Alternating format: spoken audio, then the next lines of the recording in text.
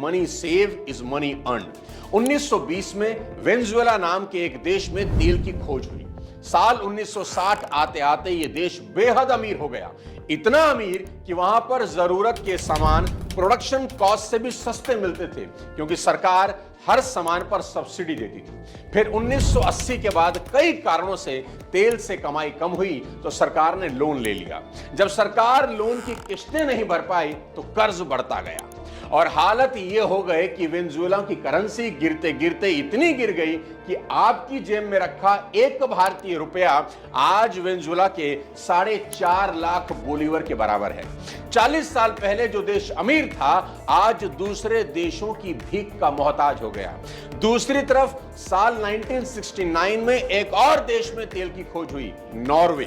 पर नॉर्वे आज दुनिया के सबसे खुशहाल और अमीर देशों में गिना जाता है, जिसकी जीडीपी आज यूएई और अमेरिका से भी बेटर है। और यह सब कुछ उसी तेल की कमाई से है जिस तेल के होने पर आज वेनेजुएला तबाह है।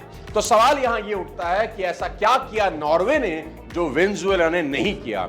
इसका सीधा सा जवाब है दोस्त, बचत। तेल मिलने के कुछ ही सालों के बाद नॉर्वे की सरकार को समझ आ गया कि तेल के पैसे आज नहीं तो कल खत्म हो ही जाएंगे। तो उन्होंने अपनी तेल की कमाई का एक बड़ा हिस्सा बचाना शुरू किया और अपने बचत को फंड में जमा करने लगे।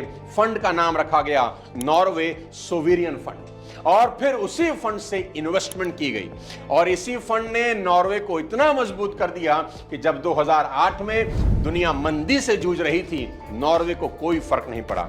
यहां ध्यान देने वाली बात यह भी है कि सिर्फ सेविंग करके आप अमीर नहीं बनते, बल्कि उसको सही जगह इन्वेस्ट करना भी जरूरी है।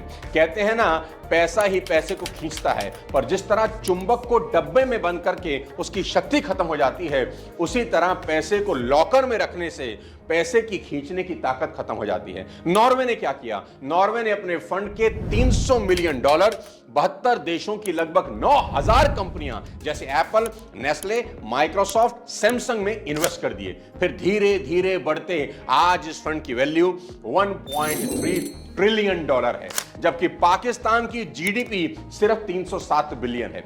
इसी तरह आपको अमीर बनने के लिए पहले खर्च पर कंट्रोल, फिर बचत, फिर इन्वेस्ट करना सीखना होगा। अमीरी का अगला लेकिन बेहद इंपॉर्टेंट रूल, मौका पर चौका लगाना सीखना होगा। अगर आपको फुल टॉस मिले तो छक्का मारना आना ही चाहिए। जैसे जो लोग रियल एस्टेट की नॉलेज रखते हैं, उन्हें पहले से अंदाजा था कि अयोध्या में राम मंदिर बनते ही जमीन का रेट 1,000 रुपए गज से बढ़कर 20,000 रुपए गज हो सकता है। इसलिए इस नॉलेज की वजह से उन्होंने जमीन में तब इन्वेस्ट किया जब कीमतें कम थी और आज अच्छा खासा पैसा कमा लिया। मौके का फायदा कैसे उठाते हैं, इसके लिए आपको 1963 में 1963 में लेकर चलता हूं। एक बैंक उस वक्त कंपनियों को उनके गोदाम में रखे माल पर लोन देता था। बैंक का नाम था अमेरिकन एक्सप्रेस। बैंक से एक कंपनी ने यह कहकर लोन लिया कि हमारे पास 160 मिलियन का ऑयल है। बैंक वालों ने जाकर गोदाम चेक किया तो तेल के बैरल से भरा हुआ था। लोन पास हो गया, पर बाद में पता चला कि उन सारे बैरल्स में तेल नहीं, पानी था। खबर लीक हो गई कि अमेरिका के बैंक के साथ किसी ने ठगी की है। बैंक के शेयर एक झटके में आधे हो गए। हर आदमी अपना पैसा वापस निकाल रहा था, पर एक इंसान ने उसी स्कैंडल के दौरान उसी बैंक में $20 मिलियन इन्वेस्ट कर दिए। सबने सोचा बेवकूफ होगा, पर उस आदमी ने ऊपर से लेकर नीचे तक रिसर्च करके पता किया कि इस ठगी से बैंक की रेपुटेशन को चोट तो पहुंची है, पर इस बैंक का बिजनेस मॉडल एकदम टॉप क्लास है और आज नहीं तो कल वापस बड़ा होगा ही।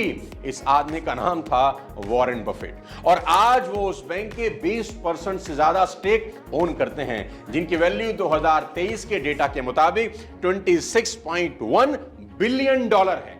1963 में वॉरेन बफेट से भी ज्यादा पैसे कई इन्वेस्टर के पास थे, पर वॉरेन को मौके पर चौका मारना आता था और यही वजह है कि अमेरिकन एक्सप्रेस आज उनके पोर्टफोलियो की सबसे बड़ी कंपनी